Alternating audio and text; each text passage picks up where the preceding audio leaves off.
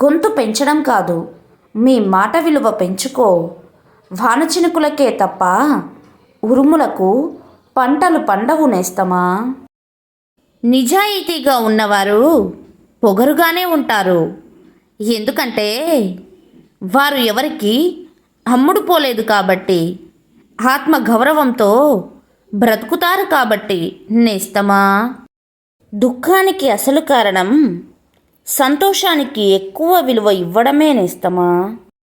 ప్రయత్నించాలి అనే ఆలోచన రాకపోతే ఎప్పటికీ చేతగాని వారిగానే ఉండిపోతారు.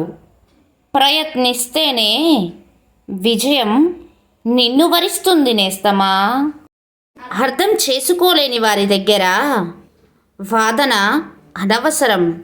లోపాలు వెతికే వారి దగ్గర వివరణ అనవసరం. అర్హత లేని వారి మాటకు వేదన అనవసరం. బంధం విలువ తెలియని వారి దగ్గర రోదన అనవసరం నేస్తమా. ఓటమిలో కూడా గెలుపును వెతుక్కుంటూ ముందడుగు వేయడానికి ఎప్పుడూ సిద్ధంగా ఉండాలి నేస్తమా.